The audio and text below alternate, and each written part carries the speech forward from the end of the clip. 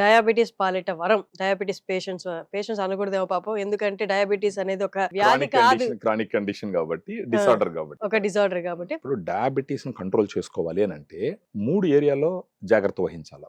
1 మనం తీసుకునేటటువంటి ఆహారము, 2 మనం చేసేటటువంటి ఎక్సర్సైజెస్, 3ది వచ్చి రెగ్యులర్ గా మన గ్లూకోజ్ లెవెల్స్ చెక్ చేసుకుంటూ ఉండడం. ఈ 3 మీద గాన ధ్యాస పెడితే డయాబెటీస్ వచ్చిన తర్వాత కూడా వాళ్ళ sugar levels less than 100 milligram per decilitre కి కిందకి తీసుకొని వచ్చి డయాబెటీస్ ఉన్నప్పటికీ డయాబెటీస్ లేని వాళ్ళలాగా జీవించడానికి అవకాశం ఉంటది. ఈ గ్లూకోజ్ కణం లోపలికి పోయేదానికి ఉపయోగపడేది ఏంటి? ఇన్సులిన్. గ్లూకోజ్ పెరిగేది ఎక్కడ? మనం తీసుకునే ఆహారం నుంచి. ఇప్పుడు ఈ ఆహారాన్ని కంట్రోల్ చేయగలిగితే గనక మనకు మేజర్ ప్రాబ్లమ్ సాల్వ్ అయిపోతుంది. ఆ విధంగా ఉపయోగపడేటటువంటి ప్రోడక్ట్ ఏంటి అని అంటే డయాగ్రాండ్. ఇది డయాబెటిక్ స్పెసిఫిక్ సప్లిమెంట్ అన్నమాట. అంటే డయాబెటీస్ వాళ్ళు తీసుకోవాల్సినటువంటి సప్లిమెంట్.